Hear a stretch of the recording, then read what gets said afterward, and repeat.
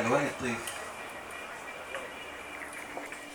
ألوان الطيف اللي بتتكون على طرف شفايفك والمرسومة على شكل جناح الطير. وكتير بتمنى أكون صياد وارميلك فوق خد النبض بتاعه، أو أزرع فوق صدر العشب علشان ما تحط عليه بشفايفك. وأنا شايفك وكأن شعاع الشمس اللي بتنكر على شكل البدر لما ايديك بتفتح باب الصبح العصافير الجنة الساكنة تحت سبايك ضيق بيخليني القلب المحتل. ولما سمعت في نشرة أخبار الساعة إياها بإن الشمس ممكن تتأخر عني شوية، ساعتها عرفت بإن ميزان العالم حتما يختلف.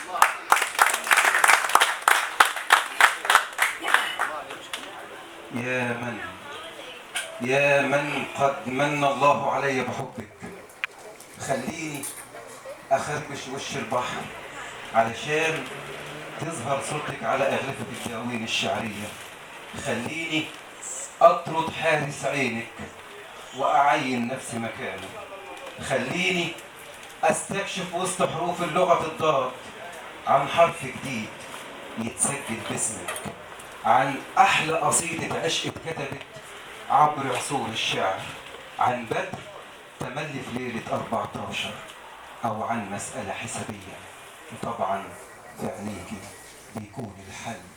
طب قول إزاي ممكن أصدق بعدك عني؟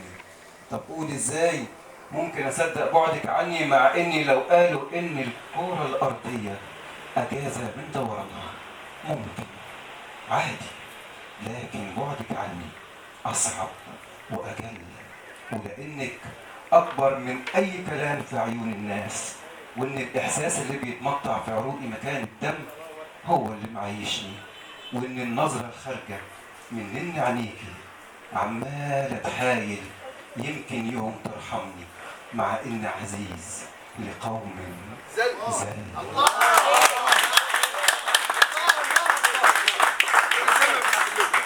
انت بين كل نساء الدنيا اللاتي لا يعرفن اللف ولا الدوران عرفت باني بعشقها بدرجه جيد جدا، واني مهما وصلت لاعلى درجات التعليم في العشق الساكن فيا واللي مقرر تدريسه في كل مراحل تعليم الحب ضعيف جدا، وعليا ان اتعلم من تاني، مع اني بعاني وسط حواري الروح المنهاره والمحتاره في زحمه من المخاليق، مش لاقيه طريق بين الشمس وبين الظل، ولانك وسط بنات افكاري اللي بتتمايل واللي بتتحايل يوم تشغلني، انت وبس بشوفك فيهم، وانك في عينيا اجمل ما ابدعه الله عز وجل.